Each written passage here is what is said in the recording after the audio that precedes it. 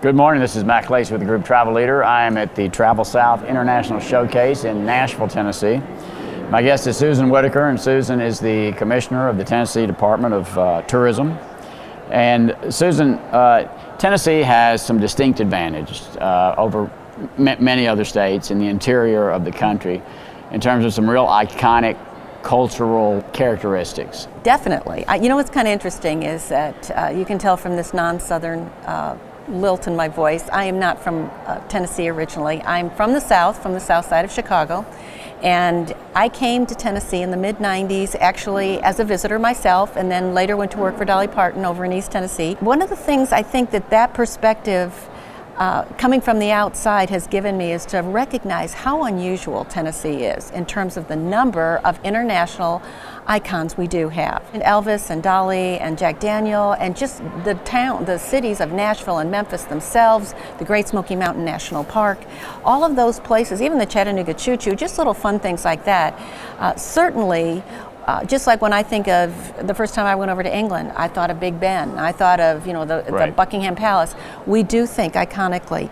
It's after we've been there that we start going, I'd like to see the rest of what makes this country or this state tick and get out on the back roads. You said that the governor or the legislature has doubled your marketing budget this year. Is that correct? Hooray for Governor Haslam and our General Assembly. My budget was about $6.5 million for marketing. They added $8 million to that. Great. That was largely in recognition of how big a part tourism is playing in our economic impact. In light of the fact that you have some additional funding now, you, like every other state travel director, must go through some kind of process to determine how you prioritize international. What am I going to do about international versus domestic in terms of this budget? How do you look at that? It has to be knowledge driven.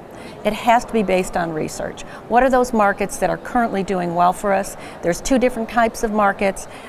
You have long-term and lifetime value customers that come over and over again. On the other hand, we also have what we would call a high-yield customer, and that's somebody who may only come once, but they may stay for 3 weeks, and they may spend thousands and thousands of dollars. Does that tend to be the international? Your international visitors certainly can fit into that category, although we'd love them to come back over and over again too. Sure. But I think we do know that once they come, they do stay for a much longer period of time.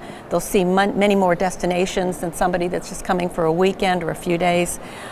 So I think going back and looking at what does the research tell you, where are those high yield customers coming from, where are those lifetime value customers coming from, and being able to address them with your marketing. Do you feel like that is, you have a leg up on some of the rest of the country in terms of some of the things Travel South is doing? I think it's the best regional group that's out there for the states. It has been, I think, because it's been knowledge driven. We've had state travel directors who are very savvy. The Southeast has a lot of very savvy tourism professionals.